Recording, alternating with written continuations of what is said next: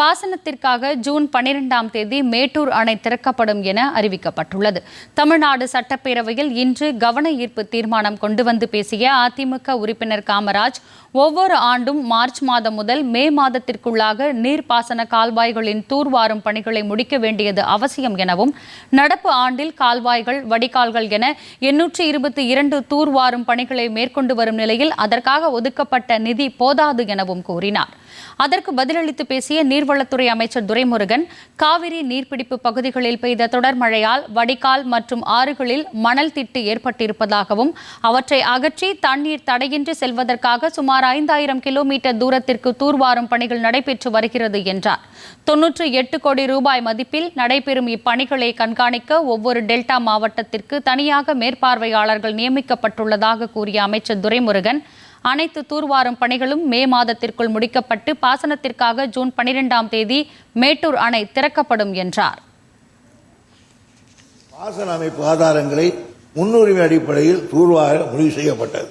இதற்கு சிறப்பு தூர்வார திட்டத்தின் கீழ் 98 கோடி ஒதுக்கப்பட்டு 882 பணிகள் பிரித்து மேற்கொள்ளப்பட்டு வருகிறது.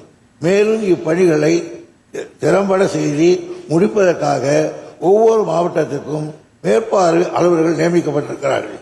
இப்பணிகள் யாவும் மே மாதம் இறுதிக்குள் முடிக்கப்படும். இந்த ஆண்டு ஜூன் 12ஆம் தேதி மேட்டூர் அணை திறக்கப்படும் என்பதை நான் தெரிவித்துக் கொள்கிறேன்.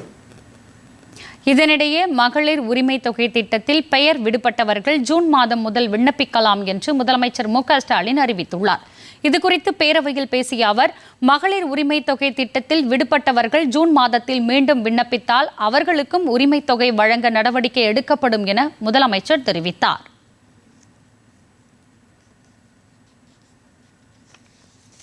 ஜூன் மாதம் 4ஆம் கட்டமாக அந்த மக்களுடைய முதல்வர் திட்டத்தின் அடிப்படையில் அந்த கோரிக்கைகளை கேட்கக்கூடிய அந்த பணியை தொடங்க இருக்கிறோம். அப்படி தொடங்கப்படுகிற நேரத்தில் 9000 இடங்களில் அது நடைபெறவிருக்கிறது. அப்படி நடைபெறுகிற போது இந்த கலைஞர் உரிமை தொகை யாராருக்கு விடுபட்டு போயிருக்கிறதோ அவர்கள் முறையாக விண்ணப்பித்தால் நிச்சயமாக விரைவில் அதுவும் வழங்கப்படும் என்பதை தெரிவித்துக் கொள்கிறேன்.